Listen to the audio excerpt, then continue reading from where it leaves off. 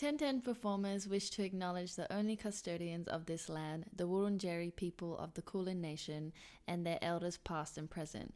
We acknowledge and respect their continuing culture and the contribution they make to the life of this city and this region.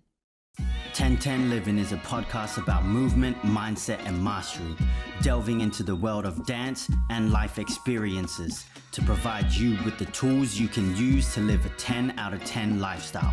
If you dig it, don't forget to follow us. Much love and appreciation. Enjoy the podcast. What is good, y'all? Hood here from 1010 Performers. Welcome to the podcast. This is my first episode, which is really wild. I've been wanting to do this for a while, so I appreciate you guys listening in and being here. This is about what Krump is on a historical level, and also for me personally, and what we teach in 1010 and how we teach in 1010. So Krump was born out of South Central LA, created by Cesare LeVron Willis and Joe Artis Ratty, Todd Eyes and Big Mijo, pioneered by Miss Prissy, Lil C, and Slayer. Major influences in the whole Krump community, from their style to their attitude to what they've done in the actual culture and what they've brought to the world as well. They're like the Power Five kind of thing. You may have heard of them, you may have not. If you haven't, go and peep the work that they do and have done, because some of them are still working and still super active. So shout out to all of them for creating and pioneering such a beautiful style. And I believe it to be the best style in the world for many reasons that I'm going to actually go into in this podcast today.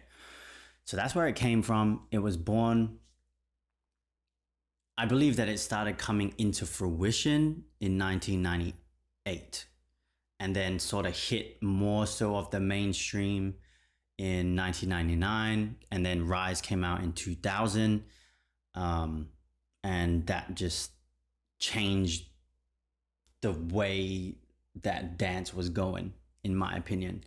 Obviously there's new dance styles that have come out since then, but I think like Krump is so unique in the sense of it being the only dance style that allows us to be raw and completely unfiltered, like completely unfiltered.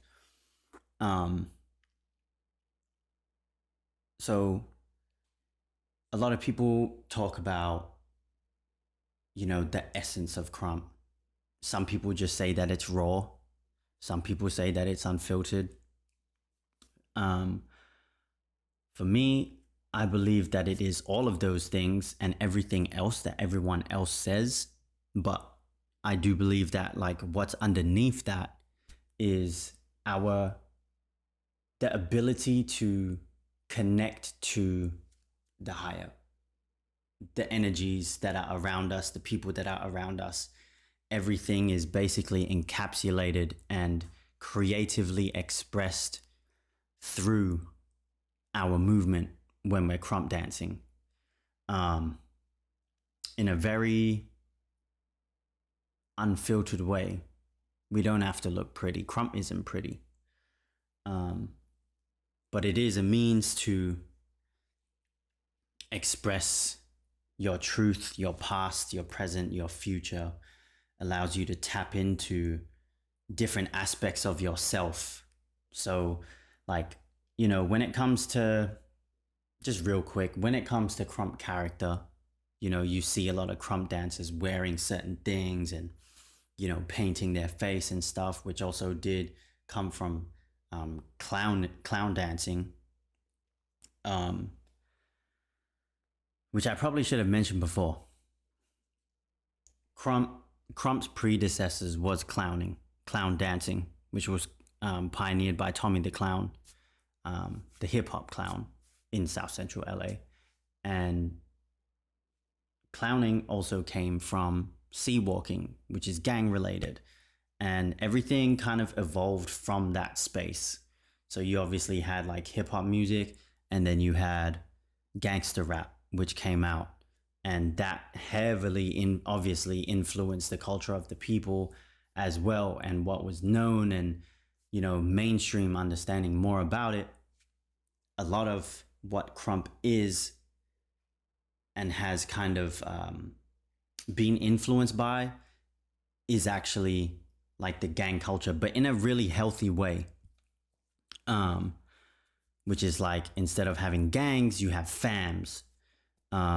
You still have little homies and big homies, but it's in a healthy, expressive way, because that, like, they didn't want to be in there, but they knew that the gang culture, to my knowledge anyway, like, take this with a grain of salt, and this is just through observation and also talking to certain people. It gave them a space to feel supported in. So with Krump, they use that gang influence, like the culture, like the structure of that, I should say, put it into Krump and made it healthy and made it safe for people to be in and express themselves in. And obviously get away from the violence and all that kind of thing.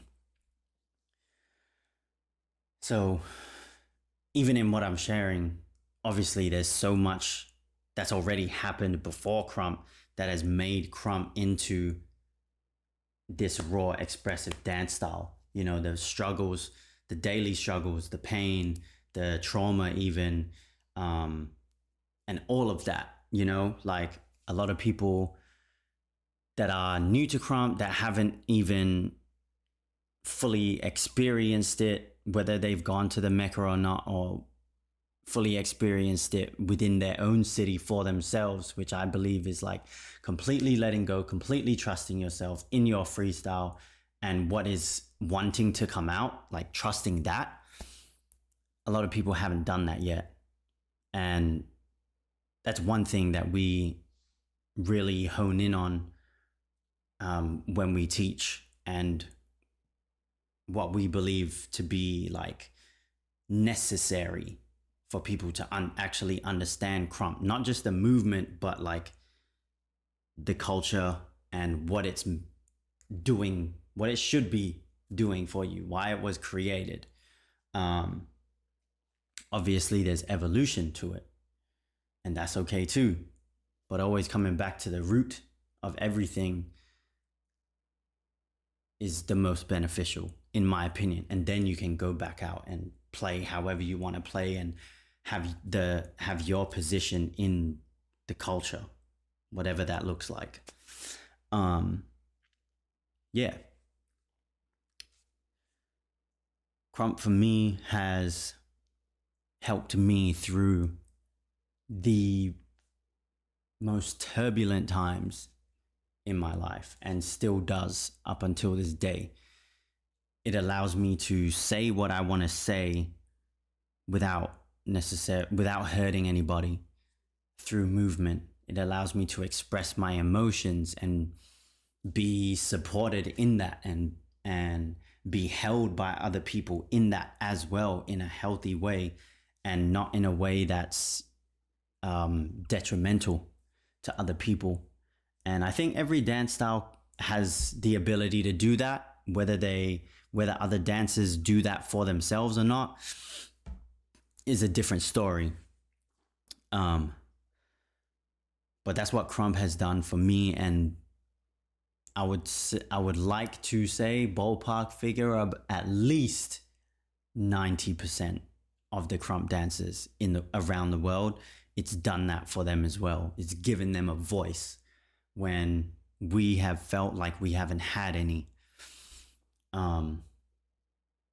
Growing up, in a broken family, having to deal with, experiences and like verbal abuse and hearing no's all the time, and having like compression like I would say, I don't know the word, but I'm just going to use depression, like pressing it down, like keeping it within myself has been challenging to hold on to, but Krump allowed me to tap into that place of creativity and of feeling like I'm worthy of expressing myself. And I think that's what it does for a lot of people. And, you know, going back to the structure of Krump with the fams, another thing that I love about it is the wording and the slang of Krump actually is a mirror to like holistic well-being. It's a mirror to a lot of, because I've been in the coaching space, life coaching space, and a lot of the terms that they use you find in Krump as well. And I believe that it's actually it's the best dance to guide someone through their pain and their trauma, because it's the most cathartic style of dancing, in my opinion. Yes, it can be flashy. It's extremely showcasey at some points, but it doesn't allow, I mean, it allows everybody that is involved in the culture to express themselves in a very, very unfiltered, real as fuck way. And it doesn't, like, yes, it has foundation, bangs, stomps, everything. And we'll go deeper into those things, probably one at a time, just to, I guess, give you guys a little bit more of how I perceive each of those foundations to be and what they can actually do for people. Like, I think dances should be a very intentional practice. And then when you're in the session, you just allow yourself to be free. And I think that's when some people can get it mixed up because they use the session to show off kind of thing, wherein it should be just being free to express yourself however you want, even if it is in that way, but not coming with the intention to session to show off. It's coming to the session to express oneself rather than showing off. Yeah, I'm going to leave it there. I appreciate you guys. Thank you for listening. I would love to hear your comments if you guys vibe with anything that I've shared. Yes, and there will be guests coming on this podcast too. So let me know who you want me to interview, and I will see you guys on the flip. Stay blessed. Make sure y'all live 10-10. Peace.